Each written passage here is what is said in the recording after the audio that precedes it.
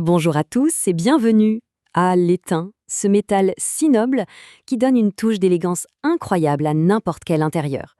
Le truc, c'est qu'avec le temps, il peut un peu perdre de son éclat. Mais pas de panique, on est là pour voir ensemble comment redonner à tous ces beaux objets leur splendeur d'origine. Ça vous dit quelque chose? Ce superbe plat de service ou cette vieille carafe de famille qui a l'air un peu terne, un peu fatiguée. C'est un grand classique, mais la bonne nouvelle, c'est qu'il y a des solutions et elles sont souvent super simples et efficaces. Allez, on se lance. Avant toute chose, il y a une étape super importante. Il faut bien identifier la finition de l'objet. Est-ce qu'on a affaire à un étain mat avec cet aspect un peu satiné, très délicat? Ou alors est-ce un étain brillant, bien poli? Parce que vous vous en doutez, la méthode de nettoyage ne sera pas du tout la même. Alors voilà le programme. On va d'abord comprendre pourquoi l'étain ternit.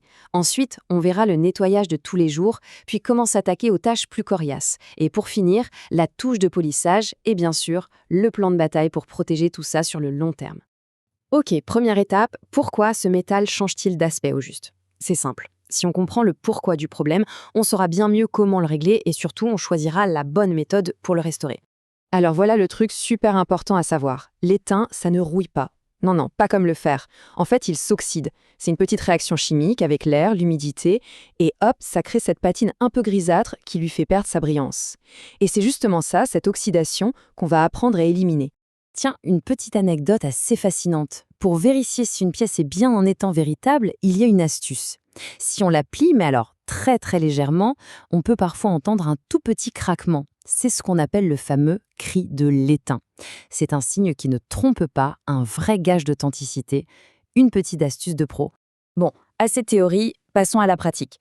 On commence avec la méthode la plus simple, celle qu'on devrait tous adopter pour l'entretien régulier. Pour le nettoyage de tous les jours, celui qui ne va pas agresser le métal, il y a un véritable héros, le savon noir. C'est vraiment la solution parfaite pour garder les objets propres sans prendre le moindre risque. Et en plus, c'est ultra simple. On prend une cuillère à soupe de savon noir, on la dilue dans 1 litre d'eau tiède, ensuite on frotte tout doucement avec une éponge ou un chiffon microfibre, et l'étape cruciale, on rince bien à l'eau claire et on sèche tout de suite, c'est vraiment ça le secret pour ne pas avoir de vilaines traces. Bon, maintenant, imaginons que le ternissement soit un peu plus sérieux. Là, il va falloir sortir l'artillerie lourde. Enfin, l'artillerie lourde qui se trouve, bien souvent, juste dans nos placards de cuisine. Le premier ingrédient un peu magique pour ces tâches tenaces, c'est le bicarbonate de soude. Il suffit d'en faire une petite pâte pour qu'il se transforme en un nettoyant super efficace, mais qui reste étonnamment doux avec le métal. Alors comment on fait? C'est simple.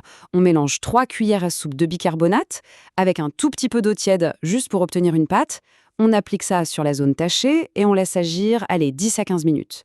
Après, on frotte gentiment en faisant des petits cercles, on rince, on sèche bien et franchement, le résultat est souvent bluffant.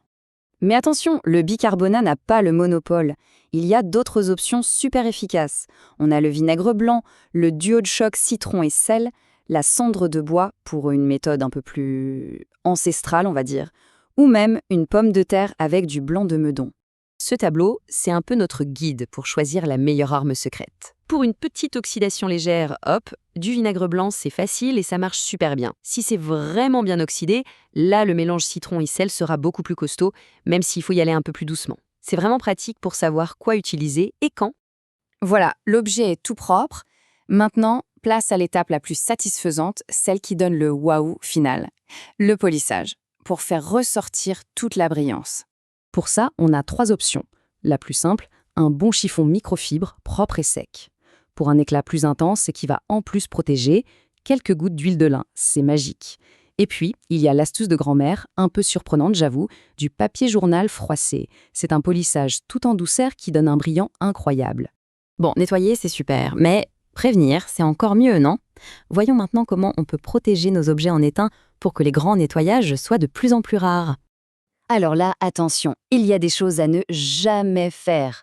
On oublie complètement les poudres à récurer ou la laine d'acier, ça rairait le métal pour de bon. Le lave-vaisselle? N'y pensez même pas, la chaleur et les produits sont ses pires ennemis. L'eau de javel non plus, évidemment. C'est simple, ces règles ne sont pas négociables si on tient à ces objets. À l'inverse, voici les bons réflexes à prendre. Juste un petit coup de chiffon doux régulièrement, ça change tout. On essaie d'éviter les endroits trop humides. Si on range des pièces, on les emballe dans du papier de soie. Et un petit truc de pro, les manipuler avec des gants en coton, ça évite que le sébum de la peau ne vienne accélérer le ternissement. La question qu'on se pose tous, on fait ça tous les combien?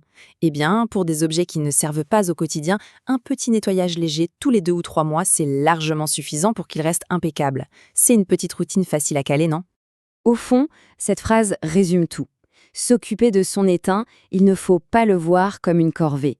C'est plutôt une manière de rendre hommage à un bel objet, à son histoire, à sa beauté.